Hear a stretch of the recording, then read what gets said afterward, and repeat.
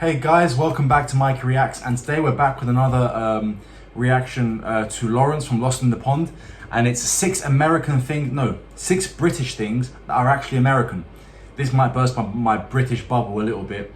I can see in the thumbnail that he's holding up a picture of a tea bag. That should be very interesting, so I always thought that English breakfast tea was actually harvested from India, but we're gonna find out. But yeah, I really like Laurence from Lost in the Pond. I think he does amazing work, and I think this is going to be another great video that I want to learn something about. I want to learn something. I pride myself in knowing a lot about the US and knowing a lot about history and culture, but Laurence always teaches me something new, so I'm going to find something new out today. Anyway, guys, so if you haven't been here to this channel before, Mikey Reacts, subscribe now if you enjoy this kind of content. Give this video a like, and comment down below what you think was good about this video, what you'd like to see in further videos, and what you'd like to see me react to.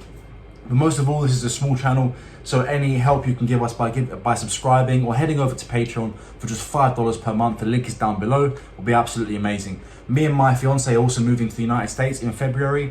Our visas are all approved, and the whole process is being documented on my other channel, Mikey's American Dream. Again, links down below in the description, where you can find our journey from being Brits to maybe in 7 to 8 years having American citizenship. So head over there, and don't forget to like and subscribe to this channel. And if you really want to give a super thanks, you can, but I'm not going to ask you to do that. Let's get to this video. 6 British things that are actually American. Hello, I'm Laurence, and I'm on a quest to uncover all of the memos that Britain and America lost in the pond. And one of those memos pertains to things and stuff. Specifically, things and stuff that are widely synonymous with one country, but unbeknownst to most of us, were invented in the other. Today, we're going to look at 6 British things that, against all odds, are actually American. And you might be wondering, Laurence, you're British. Why would you choose to show up your country in favour of the United States? Well, firstly, you hypothetical person, my official nationality is British American. And secondly, I recently gave Britain its due in the much heralded video 6 American things that are actually British. I'll link to that video at the end. And if you would like to be alerted about all future videos and haven't had a chance to subscribe to this channel, do... He's ironically wearing the England shirt. Now. In the meantime, allow me to inflate your brain with facts so beautiful they belong in the Louvre or the discount bins at Walmart. When I first moved to the United States all of those years ago, people would ask me, Laurence, apart from your family and Yorkshire puddings, what do you miss most about Britain? And my answer was always the same. British chocolate. I mean, sure, your average American grocery store might carry 1 or 2 Cadbury bars and mini eggs, but Crunches, Twirls and Whisper bars were a lot harder to come by. However, I don't eat that much chocolate, thankfully. But I did notice, yeah, when I'm in the US. His confectionery aisles did contain one divisive British chocolate bar that I happen to love. Bounty. I actually like fantastic, Bounty. I can live with that, except 2 of the things that I just said are completely and utterly a little bit false. The Bounty, a chocolate-covered, coconut-filled fixture of UK. It gets a lot of hate. I like the Bounty because it's not too heavy, to be honest.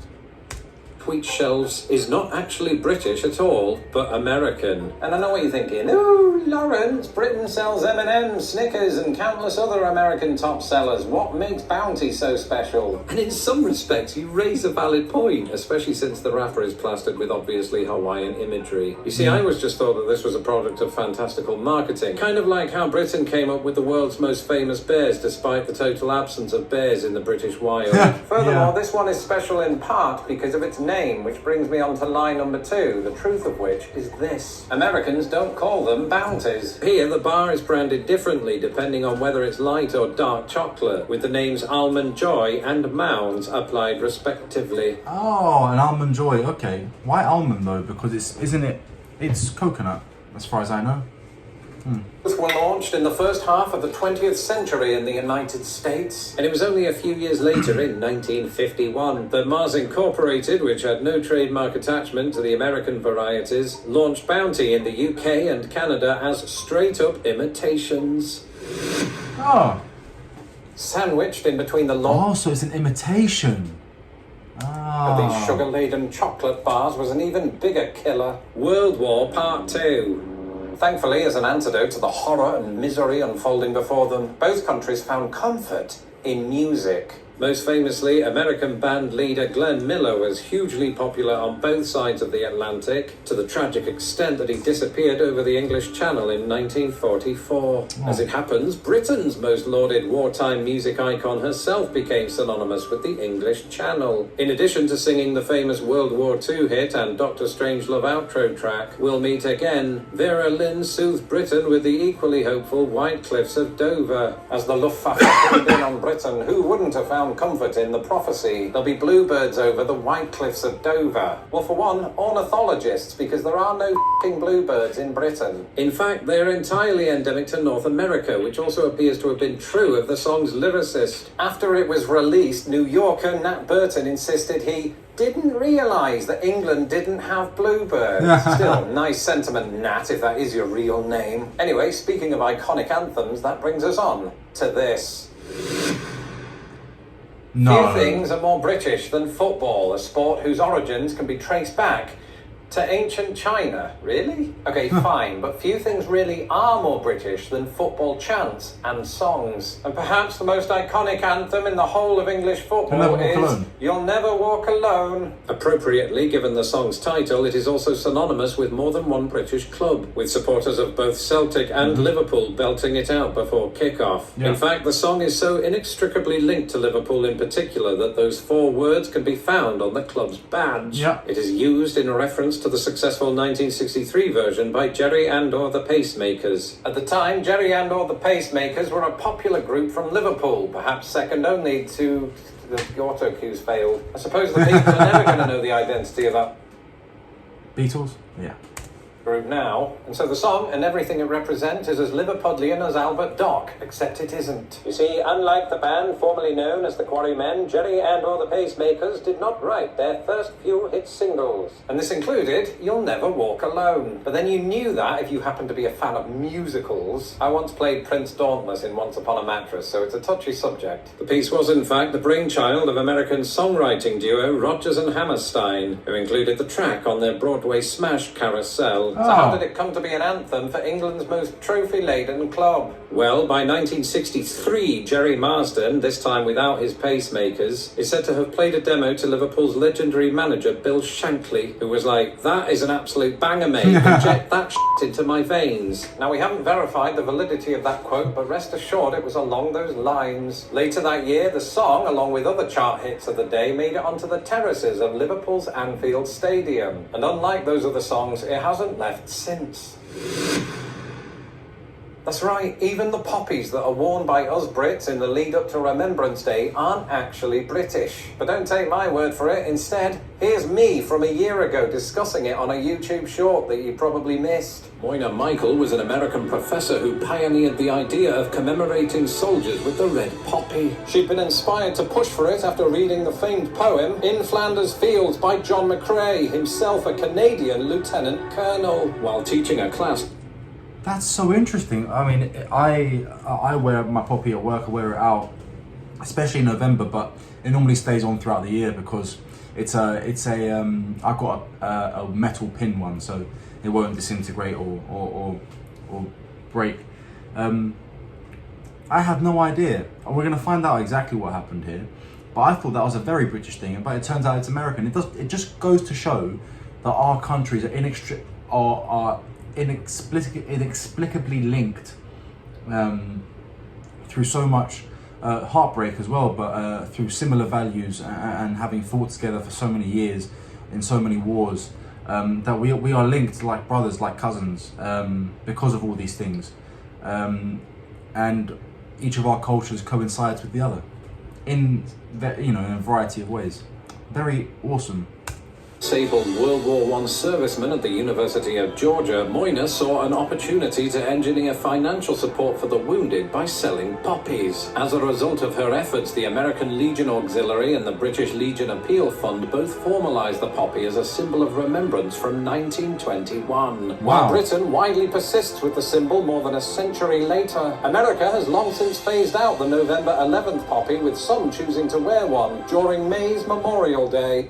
Thanks, past Laurence, my neck hurts. And now, just like my mate Daz, after an hour... So it's more commonly worn on Memorial Day in May, is that correct? So we wear it in November, on the armistice, throughout the month of November, but of course the armistice, November 11th, on the 11th hour is the most important time in November, yeah. On the beach, we go from something red to something even more red.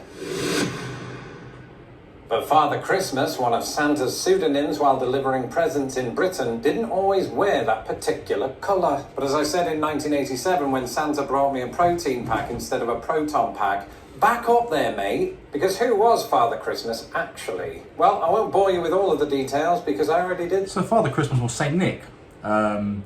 People say that he was Turkish, but he was not. He was in the region that is now Turkey, but he was Byzantine, so he was of Greek origin. Saint Nick spoke Greek, ancient Greek. In this video. But in a nutshell, it went like this. From English folkloric tradition, Father Christmas was indeed the personification of Christmas. Historically, he went by several names, including Christmas Lord, Prince Christmas, and I'm not making this one up, Captain Christmas. But when settlers boarded ships for the New World, they didn't take Captain Christmas with them, presumably opting for an actual captain. There are two big reasons for this. Number one, 17th century Puritans in England had declared Christmas an affront to God, even banning it at one point. And number two, Puritans in New England kind of viewed things the same way. And so many Christmas traditions were shelved, including Father Christmas. But fear not, because 200 years later, with Puritan influence having long since waned, he returned. However, by the time he was revived by the Victorians, who often depicted him in green robes and a crown ordered on eBay, the US had moved on to other things, such as the Dutch figure Sinterklaas. And at this point you might be thinking, so what, Laurence? You lied to us. All this tells us is that Father Christmas is still British. So, as far as I heard, that the reason why it was Coca-Cola, the company, the Coca-Cola, that turned Father Christmas red, or Santa Claus red. I don't know. Was still British, because during the 19th century, word of Santa Claus reached England. People seemed to take a shine to him, and although for a while he and Father Christmas remained distinct, our version started taking on elements of that curious fellow from the North Pole. For instance, his crown disappeared and was replaced by a hood, probably also from eBay. His waist became larger and his cheeks rosier. And after Santa Claus was depicted in 19th century cartoons wearing red and white, Father Christmas came to follow suit. I didn't intend that pun, but gosh, it was good. And so today you could argue that he remains Father Christmas in name only, hence why a lot of Brits just call him Santa Claus. When you hear the word... So it wasn't Coca-Cola. I thought it was. There's only one country that comes to mind, Britain. I've just realised that's 3 countries. Nonetheless, the British fixation with tea is very real, dating back to the 16th... It's not 3 countries. The UK is one country, because England, Wales, Scotland... Wait, hold on. Countries. Nonetheless... There's only one country that comes to mind, Britain. I've just realised that's 3 countries. Yeah, Britain, or Great Britain, is Scotland, England and Wales.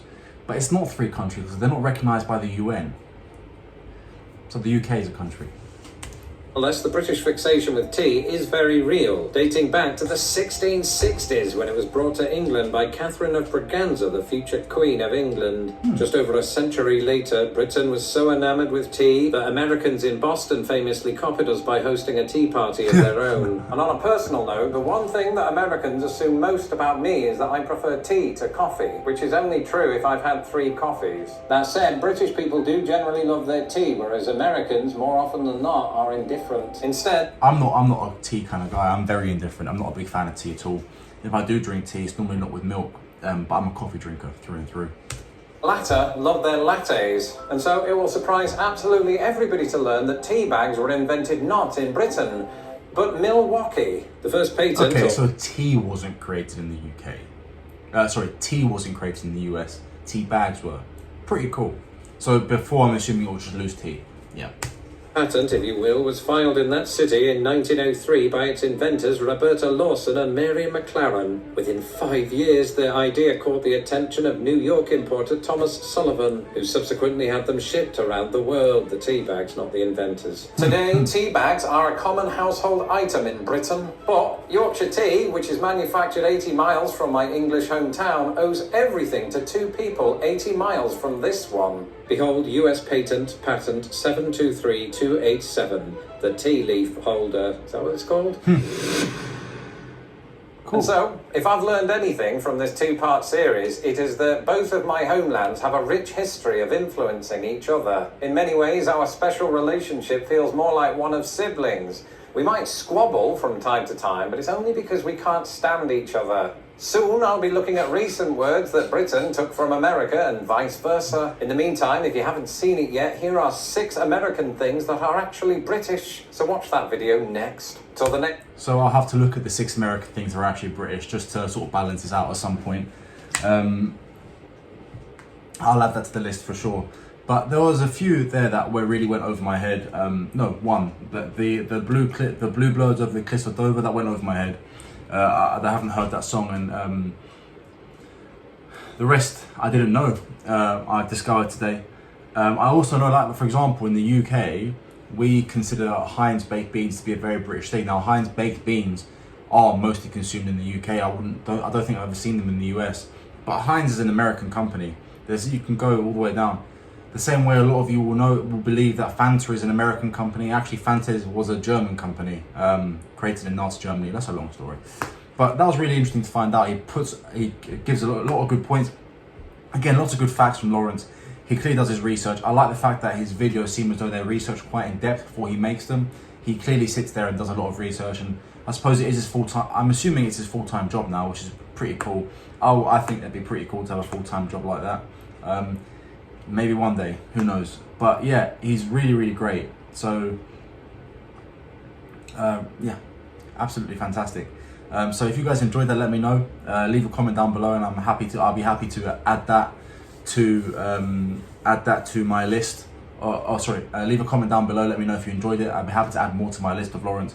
But I always do like doing Laurence a couple times a month, because reacting to Laurence's videos a couple times a month, because he's really, really good. Lost in the Pond is a fantastic channel.